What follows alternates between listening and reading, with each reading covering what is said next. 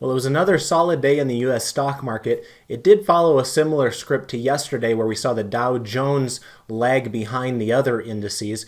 Big reason behind that, of course, is Boeing. That's been in quite the controversy here recently. Remember, the Dow Jones is a price-weighted index, so Boeing, which is one of the most expensive stocks from a price perspective in the Dow, is going to have an outsized effect on both the upside and, in this case, the downside. So we are starting to see strength over in the S&P 500 and NASDAQ in comparison. We actually got bullish posture signals back on those indices, whereas the Dow and the Russell 2000 remain with the bearish posture. So with mixed signals like we see here, this can sometimes be a good time to be conducting neutral strategies. In our trade application example today, I'm going to practice an iron condor on a stock that many of you use on a regular basis that is effectively going nowhere. So with that, let's go ahead and get started. Welcome to the Market Outlook video presented by MarketScholars.com. I'm your host, Brandon Van Zee. It's March 12th, 2019. First of all, if you're new, welcome aboard. Go over to YouTube, click subscribe, then go into our description area and sign up for our email distribution list. After that, make sure you're signed up to receive tweets from David and I on Twitter. My handle happens to be @BrandonVanZee if you want to follow me there. And remember, anytime we post these Market Outlook videos on Twitter, we certainly appreciate those of you that go out of your way to click like and retweet to spread the word a little bit more. And then in addition to that, we have a presence on Facebook. Feel free to join us at the group at the web address embedded in the logo in front of you. All right, with that, let's go ahead and dive into the charts. As you can see, I've got chart 4B pulled up in front of us here.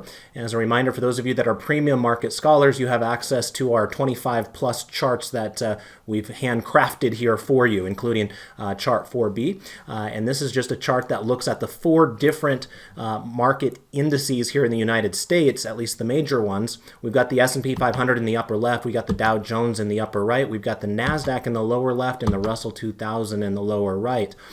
And we're looking at these all at the same time, so that way we can kind of see differences amongst the indices. And a lot of times these indices are going to be highly correlated to one another, but it now happens to be one of those times where that's not necessarily the case, largely because of what I mentioned in the intro with Boeing and its big effect on the Dow Jones. You can see here that the Dow was actually down today. It was down 0.38% today, and you can see that that pink background color of the chart suggests that the Dow still has an intermediate bearish posture. Remember, we use that green line on the market forecast technical indicator that you can find on the Thinkorswim platform to kind of develop that particular posture. Remember, anytime that green line is between 80 and 20 and falling, like it is right now at 64.79 and falling, we consider that to be a bearish intermediate posture. On the other hand, over here on the S&P 500, notice that the intermediate term line is currently 75.12 and rising. So when you find yourself between 20 and 80 and it's rising, that would be considered a bullish posture. So that's what we got back to today on the S&P 500 after having a couple of days of bearish posture there where it's kind of going back and forth and market's not really quite sure where it wants to go at this juncture. And the same thing can be said for the NASDAQ down below. Notice the NASDAQ, like the S&P 500, was up today. It was up 0.44% today, so a pretty healthy day for the NASDAQ there. We're knocking on the door of hitting a multi-month high here on the NASDAQ, but notice that our posture flipped from bearish to bullish here overnight as well. And I should say that it was a weekly bearish posture yesterday. Remember, when you have the dark green, or I'm sorry, the dark pink background color like we did back here in December, that would be considered a strongly bearish posture. When you see the light green background like we see right here, that would be considered a weak bearish posture, or a weak not weak in terms of time, but weak as the opposite of strong. So just keep that in the back of your mind as well. The Russell 2000 did have an up day, but not by much. It was only up 0.06%, so that's about as flat as you can get. And it wasn't enough to push that index higher the way that we saw with the S&P 500 and the NASDAQ. So somewhat similar to the Dow, it retains its bearish posture here currently, despite it going up a little bit today and the Dow going down. So a little bit more of a mixed bag here today when we're looking at these different indices here. A lot of it, again, driven by Boeing. Let's go ahead and take a look now at our next chart setup. This will be our 3 green arrows chart setup, and this is chart 4C. Now, like our last chart setup, this one is going to look at the same 4 indices, and we're also looking at 3 months worth of time. Each one of the candles on these charts represents 1 day in time. And so what we're looking for are times where we have stronger trends than not when we're looking at this particular chart setup. And some of you might be familiar with the term 3 green arrows or perhaps 3 red arrows. And what we're looking for and what we're kind of studying when we're looking for that sort of thing is the 3 technical indicators, including the 30-day moving average, the MACD, and then we've got the stochastics down below. So we're looking at these arrows here to see if the most recent arrows are green or red. And you can see with the S&P 500, the most recent arrow on the moving average was green. However, the most recent arrow on the MACD is red, even though we got one of the green arrows back on the stochastics with that kind of phantom green arrow, or some of you might refer to it as a ghost green arrow there, where the stochastics doesn't go all the way down to the lower reversal zone, but then does reverse course higher prior to that. So anyway, we do have 2 out of 3 green arrows on the S&P 500, and that is also the case with the NASDAQ. However, similar to our prior chart setup, we are seeing the Dow and the Russell continue to lag, because on the Dow, notice that we have 1 green arrow on the moving average, but we have a red arrow on the MACD and a red arrow on the stochastics, and the same thing can be said down below with the Russell 2000 as well. So again, this is a market right now that's being driven by the NASDAQ and the S&P 500. Perhaps part of that is due to the information technology sector doing a little bit better right now. Remember, the information technology sector is the most important sector to the NASDAQ composite, and over the years it's become one of, if not the most important sector within the S&P 500 as well, with the rise of the stocks like Apple and so on and so forth. All your FANG types of stocks out there are kind of thought of as more technology oriented, although these days some of them have been kind of split off into the communication sector as well. Let's go ahead and take a look at our next chart. This one will be our 1040 crossover method chart. And you can see here that we still have one index that does not have a bullish crossover, and that is down below here. That's the Russell 2000. The Dow, despite it kind of lagging here over the last week or so, remember prior to that and prior to Boeing getting into this hot water, the Dow was actually kind of one of the leaders. Now, that's specifically from this perspective of the crossovers here. And when I'm referring to the crossovers on this chart 4D, remember I'm talking about the, I'm talking about the orange line here that represents the 10-period exponential moving average, and then the blue line representing the 40-period exponential moving average. Now, since we're looking at weekly candle charts here, these are weekly moving averages as well. But you did see the crossover occur on the Dow Jones kind of in early to mid-February, whereas it took until late February to get the crossover to occur on the S&P 500 and the NASDAQ. So kind of interesting to see a little bit of a role of reversal there. But one thing has stayed the same, which is the Russell 2000 continues to lag not only in the near term, like I showed you on the previous charts, but it continues to lag from a longer term perspective as well, because we still haven't even got that crossover to take place there. You can see we're inching towards it. Remember, you can use this MACD 2 lines indicator down below the chart to reference that. Once that black line crosses up and through that pink horizontal line down there, it's basically saying that the orange line is crossing up and through the blue line up above. So we're not quite there, but obviously we're not that far away from it either. So if the markets do stabilize and have another run in front of them, then I would imagine the Russell 2000 would probably have a bullish crossover sooner rather than later as well. We'll certainly let you know when that occurs if you keep tuning into these videos. Moving on now to our intermarket analysis 12 grid. This is chart 4E. And remember, when we're looking at these 12 grids, the background color of the chart will tell you whether you have a bullish or bearish posture using that intermediate term line on the market forecast technical indicator. So as we look at this first set of 12 grids here, we do have 3 pink charts on the board. To no one's surprise, volatility happens to be one of them. Remember that the VIX is basically scraping multi-month lows at this point. This is the 3rd straight drop for the VIX. So anybody who had some sold premium prior to today probably benefits when the VIX does sell off like this. It does make it maybe a little bit more difficult going forward. But nonetheless, this is what we've kind of been contending with ever since topping out there during the week of Christmas Eve. And so VIX is to the downside, and that typically means that the stock market is doing reasonably well, and of course that is the case here currently. Now notice that we do have movement here in the 10-year Treasury yield once again. interest rates are falling. Notice that today was a pretty sizable day for the TNX. It was down 1.44%. You can see that candle right there is a pretty aggressive one.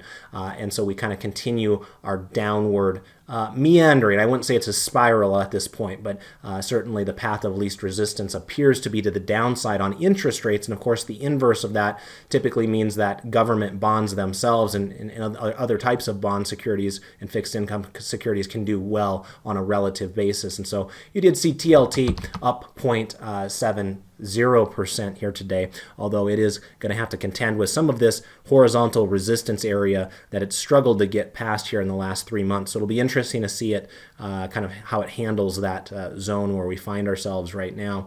The other pink chart on the board was down below here with the ag commodities. This is ticker symbol DBA.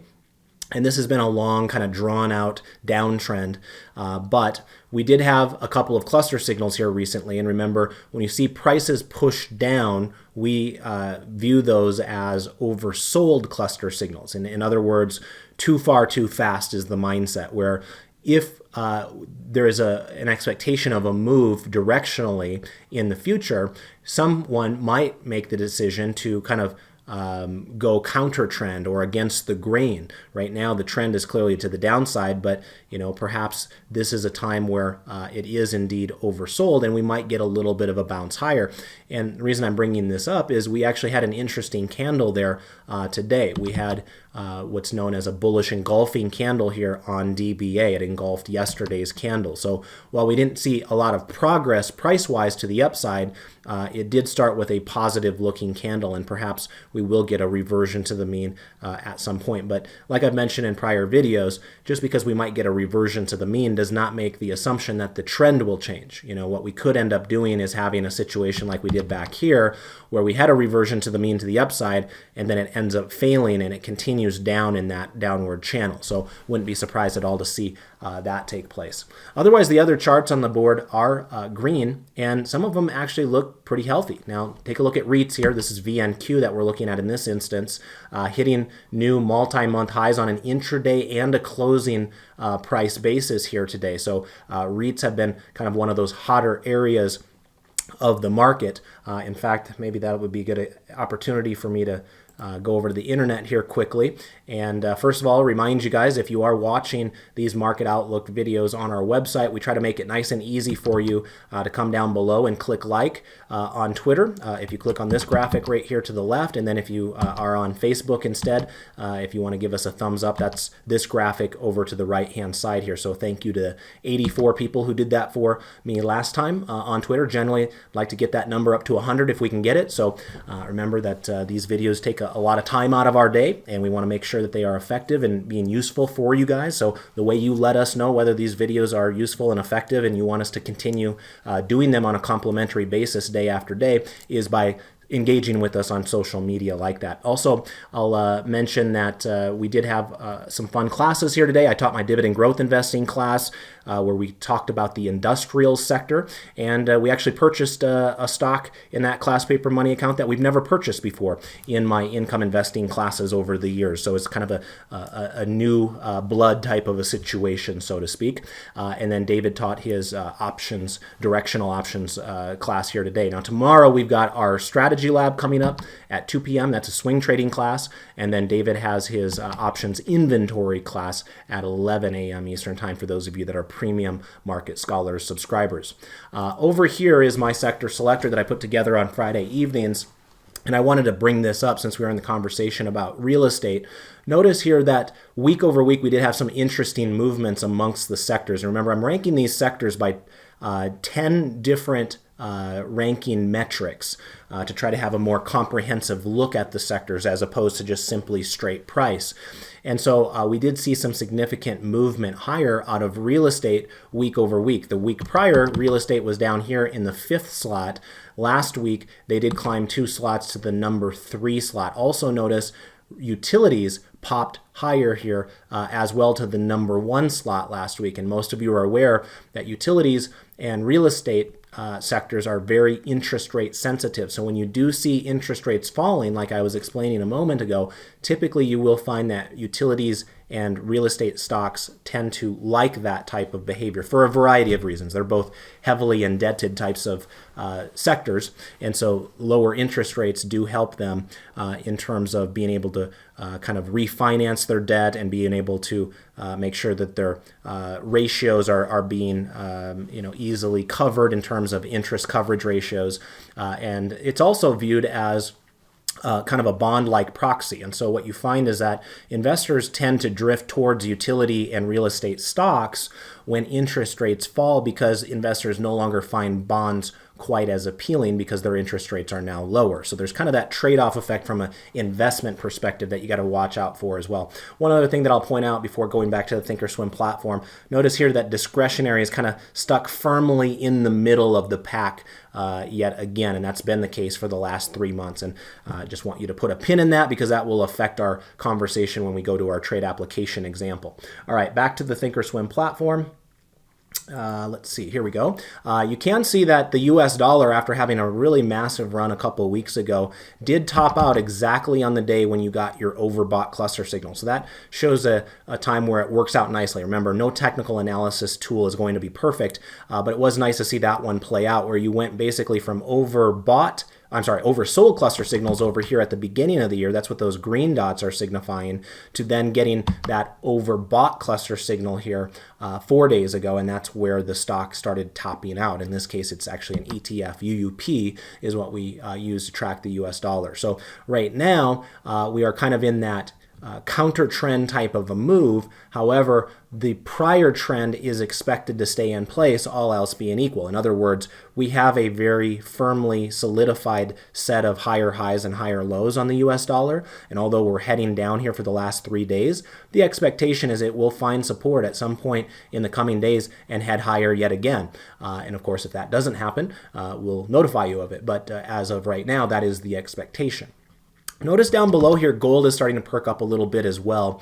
/GC was up nicely today, up 0.83%, and it's starting to form a little bit of a bottom here after having a difficult period in the prior month.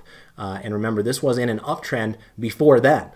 So we went from being in a significant uptrend to kind of showing some deterioration on the chart, but it does look like we started establishing some support here about a week or so ago, and we have seen a little bit of upward trajectory there. Now, we are below a moving average at this point, so keep that in the back of your mind. The chart setup isn't as strong as what we see in the US dollar, so we might have to contend with that. Let's go ahead and take a look at another chart here. Let's go over here now to our foreign stock markets 12 grid, and this will be chart 4F.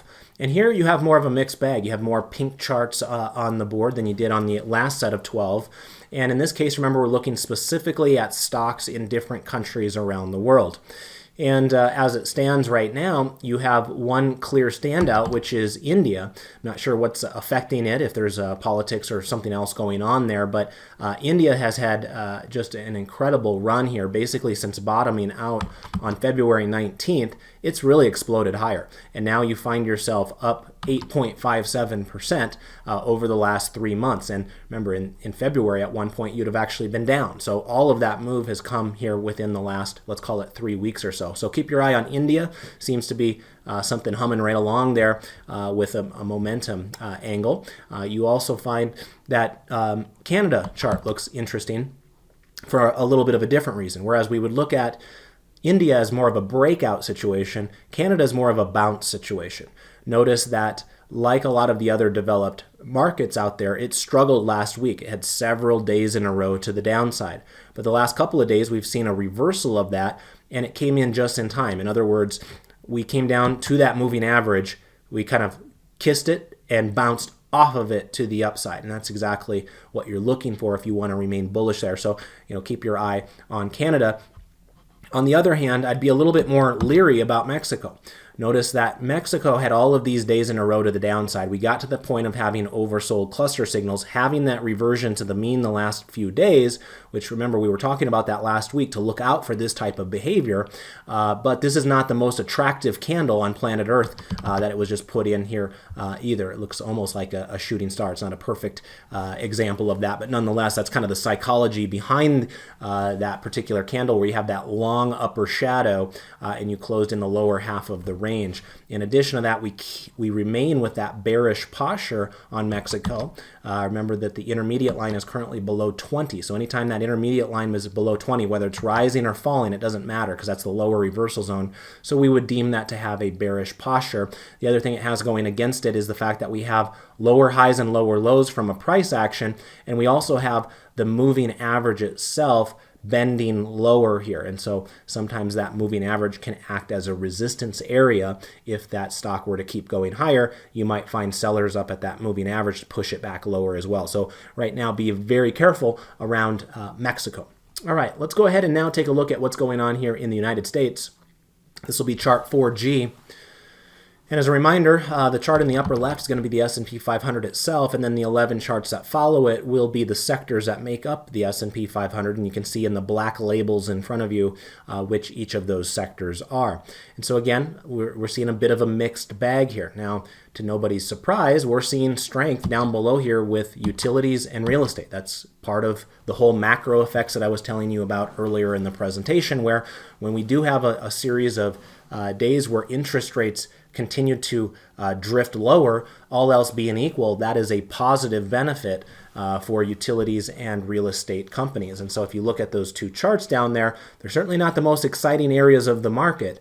Most people are bored stiff by thinking about investing in utilities or REITs, but those of you that are more of the income investing mindset, you're probably a little bit more comfortable with that, and right now you're probably feeling pretty good about your positions in those areas considering their strength on a relative basis here recently. So those charts look pretty promising there. We also see technology doing reasonably well up here, although we're not hitting new multi-month highs the way that we were with real estate and utilities. We're right up at a 3-month high, and the same thing can basically be said on communications right now. So those are a couple of the other areas that seem to be doing a little bit better right there. Notice over here, discretionary is going to be one of those pink charts, although discretionary hasn't really gone into a downtrend. It's still right there at that rising moving average. So it remains to be seen where discretionary stocks want to go, but the posture of the market forecast suggests that it does have a bearish posture at this particular juncture. All right, so with that out of the way, I want to kind of talk about our trade application example for the day. For that, I'm going to come back on over here to chart 4A. And this will just be a one grid to look at the market forecast indicator, kind of all blown up on one screen, so it's easier on your eyes. And I want to pull up ticker symbol AMZN, and that's Amazon. As I mentioned in the intro, probably a company that many of you use, if not on a daily basis, many of you use at least on a weekly basis. I know we use it quite a bit in my household, and it's kind of changed consumer behavior over the years. And while Amazon shareholders have benefited nicely through their ownership of the stock over the years, from a longer-term perspective, it's been one of the best stocks in the entire S&P 500. There's a different story here over the last 3 months, which is what this particular chart is. Now, it's up a little bit on a year-to-date basis. Notice that it kind of closed 2018 right there on that candle that I'm pointing at. So we are up a little bit, but it's not in some sort of major kind of overdrive type of a situation like we see with a lot of other stocks. This thing is kind of just meandering. And, you know, there's a lot of different things going on there. Obviously, they've had their controversy around their CEO and some interesting photographs. We've also seen controversy around them deciding not to have their second headquarters in New York City. And then if that's not enough, we've had politicians here recently suggesting that they would like to see Amazon split itself up. So a lot of different headlines back and forth that are affecting Amazon, and perhaps that's what's preventing it from kind of rising at the same rate as the rest of the market. So when we see a chart that looks like this, to me it screams neutral. Now, just because it's been neutral in the past doesn't necessarily guarantee that it will be neutral in the future. So we always want to position size accordingly, making the assumption that we will be wrong regularly as traders. But nonetheless, you can see kind of of the interest in somebody who sells iron condors on a stock that has a chart that looks like this, that's effectively going nowhere and has not broke out to the upside or to the downside here recently. So an iron condor, for those of you that are newer to the idea, is basically a neutral strategy where you're selling premium on both the top side and on the downside. And what you're hoping to accomplish is to receive premium up front when you start the trade and hang on to the vast majority of that throughout the life of the trade. Now, the way that you hang on to the vast majority of your premium throughout the life of the trade is if the stock goes nowhere. In other words, if it continues to do what it's done for the last 2 months, then an iron condor would likely be reasonably successful. So with that out of the way, let's go on over here to the trade tab and I'll show you what strikes I'm looking at. I've got it loaded up here just to save a little bit of time and be a little bit more efficient during the video. You can see that the one that I've loaded up down below here, first of all, I'm looking at the April monthly contracts. These are the ones with 37 days until expiration. And on the call side of the iron condor, I'm going to be selling the 1790 call. And you can see right here, the +1 means that I'm buying the 1800 call. So I have a $10 wide bear call spread on the upside. And we're going to then combine that with a $10 wide bull put spread on the downside. So that's what I was referencing before, where you're selling premium above where the stock is trading currently, and you're also selling premium below where the stock is trading currently. And as long as the stock continues to trade kind of within that neutral band on the upper side and the lower side, then you should stand to benefit from a trade like this. Obviously not a recommendation, but just used as an application example more than anything else. On the put side of the equation, you will see here that I've sold the 1510 put, and I'm buying the 1500 put. Now these deltas are somewhere out there close to about 20 deltas for those of you that kind of establish your iron condors using delta on your Greeks instead. But the reason that I kind of selected these was more so because they were about equidistant from where we are currently trading. So it's more of a neutral strategy there. Now you'll notice that in selling this, I'm going to receive a credit of about $2.47. Now remember, Amazon's a very expensive stock, and so you've got to be very careful with your position sizing. I'm only going to do one contract here. Now when I click on confirm and send, you'll notice that it gives me some interesting data points. It gives me the max profit potential of the trade and the max loss potential of the trade. So we use those numbers to try to determine what our return on risk is. And oftentimes we're shooting for a return on risk of 30% or more when we're selling these spreads. Now, if that's not a good number for you, that's fine. Adjust accordingly. Obviously, you know, if you need to have a higher return on risk, then you're going to be taking more risk. The tightness of your bands are going to be narrow compared to what I'm doing here, or the opposite. If you don't really care if you get a 30% return on risk and you want a 20% return on risk, it would allow you to expand your band even further away from where the stock is currently trading. So this is not a one-size-fits-all, it's merely an example. But as you can see here, if I take $247, and that's again just on one contract, divide it by $753, we are going to be able to achieve a return on risk of about 32.8%. So it does get us up and over that hurdle of 30% that we're shooting for there. Now you'll also notice that we have the break-even prices listed there in the confirm or the confirmation dialog box. 1507.53 on the downside and 1792.47 on the upside. So if you want a good visual of that, let's go on over here to the chart, and I will type those out so that way you guys can kind of see those as well. I'm going to come up here to our drawing tools, and I'm going to go over here to just a price level tool, and I'll draw the upper band first up here. And then once I've drawn it, I'm just going to right click and go to edit properties. And then I'm going to come in here and type out 1792.47, which was our upside break even, and click OK. So that is where we do not want the stock to go. We don't want it to go above that dashed blue line up above. I'll draw another one down below here and right click on it, go to edit properties, and then I will type in 1507.53, which is our break even on the downside of the trade.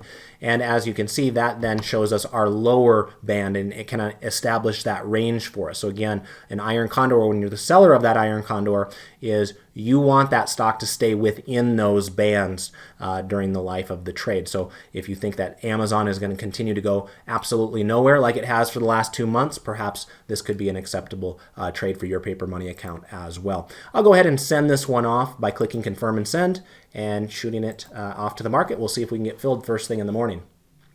All right, well, I want to thank you for joining me here today. Remember, we've got a little bit more of a mixed bag here with the S&P 500 and the NASDAQ Composite with bullish postures, yet we do have the Dow Jones and the Russell 2000 continuing their bearishness. So we'll see what the stock market has for us in the rest of the week to determine, which of those sides is correct, the bulls or the bears. With that, I will wish you all the best of success with your trades and your investments. Goodbye for now.